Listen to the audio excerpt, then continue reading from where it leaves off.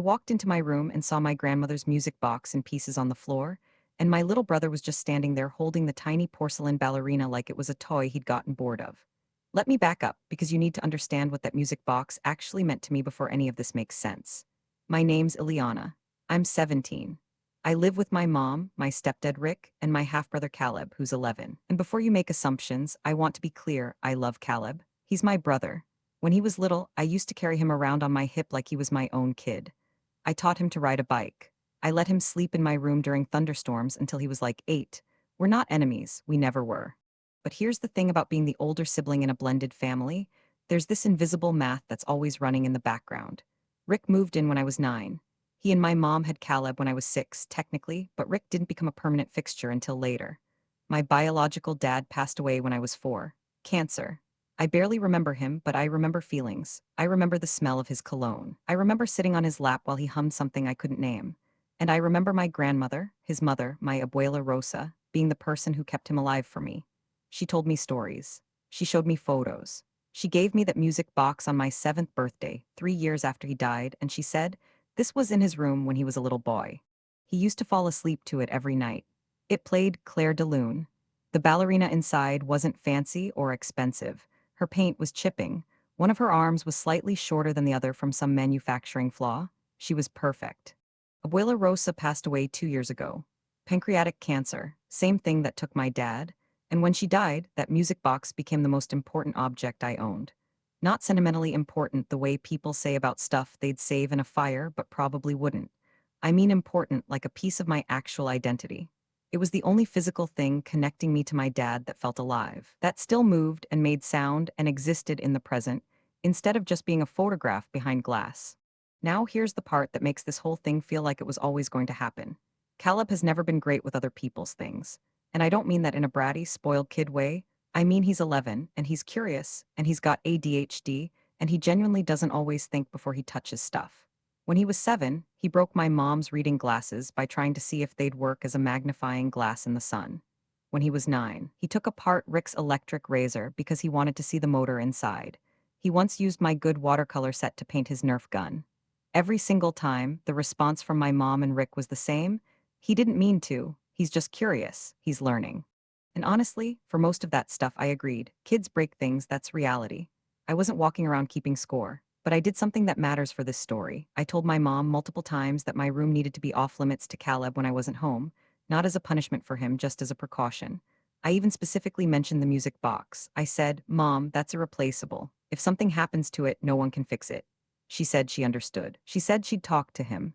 But she never put a lock on my door, and she never actually enforced it because her philosophy was that siblings should share space and trust each other, and blah blah blah, which sounds beautiful in theory. In theory, communism works too. I kept the music box on the top shelf of my bookcase, pushed to the back, behind a row of books. I thought that was enough. I really did. I thought if it was out of sight, it would be out of Caleb's mind. I didn't realize he'd seen me take it down one night when he walked past my open door. I didn't realize he'd been curious about it ever since. It was a Saturday in March. I'd been at my friend Priya's house working on a history project. I was gone maybe 4 hours. When I came home, the house was quiet in that specific way that means something has already happened and everyone is waiting to see who finds out first. I walked upstairs. My bedroom door was open. And there was Caleb, right in the middle of my floor, surrounded by the wreckage of the only thing my dead father had ever technically given me. The music box's wooden casing was cracked almost in half. The winding mechanism was bent and separated from the base. Tiny brass gears were scattered on the carpet like dropped coins. And Caleb was holding the ballerina, turning her over in his fingers, and when he looked up at me, his face was already red and blotchy because he knew. He absolutely knew. He said, I was trying to see how the song worked. I didn't scream. I want credit for that because every single molecule in my body wanted to scream. Instead, my voice came out in this low, shaking whisper that honestly scared me more than yelling would have. I said, put her down, right now. He set the ballerina on the carpet. I walked over and knelt down and picked up the pieces, and my hands were trembling so badly that I dropped one of the gears twice. Caleb started crying and saying he was sorry. He didn't mean to break it, he just wanted to look, and I know he meant it. I know he was genuinely sorry. But sorry doesn't reassemble a music box that was made in 1982 by a company that doesn't exist anymore. Sorry doesn't uncrack wood that's been drying out for over 40 years. Sorry is just a word, and words don't have tiny tools and time machines. I carried the pieces to my desk and set them down carefully like they were bones, like I was performing an archaeology of my own grief. Then I turned around and said, "Get out of my room." Not yelling, just done. And Caleb ran out crying, and within 45 seconds, my mom and Rick were both in my doorway. My mom looked at the pieces on my desk. Rick looked at my face, and my mom said, "Ileana, he feels terrible. He's downstairs sobbing." I said, "Good." And that's when things went sideways. Rick stepped forward and said, "Hey, that's not fair. He's a kid. He made a mistake." And I said, "He went into my room when I wasn't here and destroyed something irreplaceable. That's not a mistake. A mistake is spilling juice. This is a consequence of nobody listening to me when I said to keep him out of my stuff." My mom's face did this thing it does when she knows I'm right but doesn't want to deal with the implications of admitting it. She said, "I understand you're upset, but it was an accident. He didn't do it on purpose." I said, "I didn't say he did it on purpose. I said I told you this would happen and you didn't do anything to prevent it." Rick said, "You can't expect us to put a padlock on your door like you're living in a prison." And my mom, the person who was supposed to understand, who knew what that music box was, who watched me cry holding it the night of Abuela Rosa's funeral, she said, "Honey, I know it's upsetting, but at some point you're going to have to just get over it. It's an object. Your brother is a person."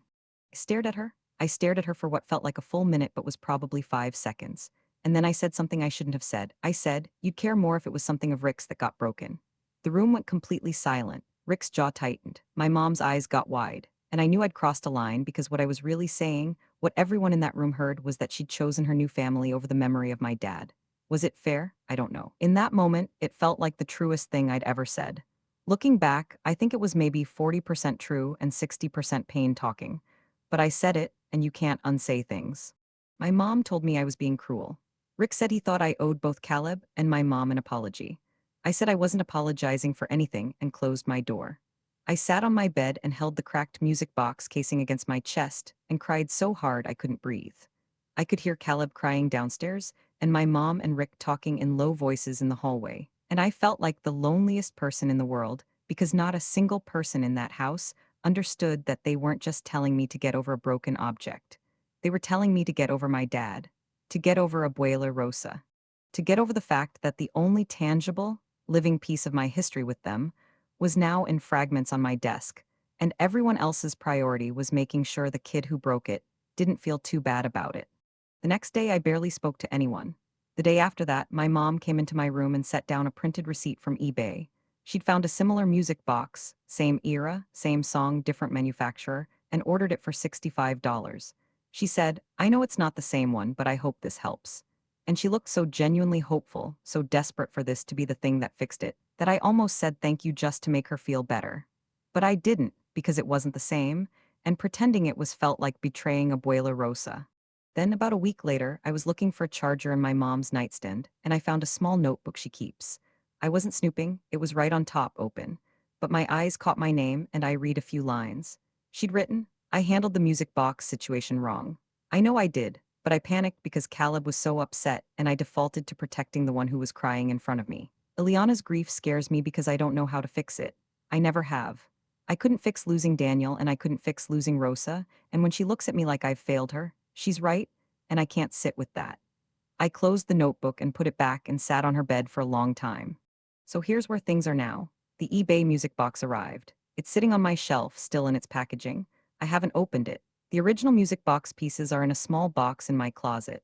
I looked into repair, and there's a guy 2 towns over who restores antique music boxes, but he said he'd need to see it in person, and it might cost more than my part-time job can handle. I'm saving up. Caleb wrote me a letter that said, "I'm really, really sorry, Ileana. I wish I could undo it with a drawing of a music box on the front." I stuck it on my bulletin board because it made me cry, and I didn't know what else to do with it. "I haven't told my mom," I read what she wrote. "I haven't apologized for what I said about Rick. My mom hasn't apologized for telling me to get over it. We're all just kind of moving through the house like people who love each other, but don't know how to talk about the thing that proved it's not always enough. So tell me honestly, was I wrong for what I said to my mom? Was she wrong for how she handled it? Or is this one of those situations where everybody failed a little bit and there's no clean answer? Because I genuinely don't know anymore, and I could really use someone else's perspective."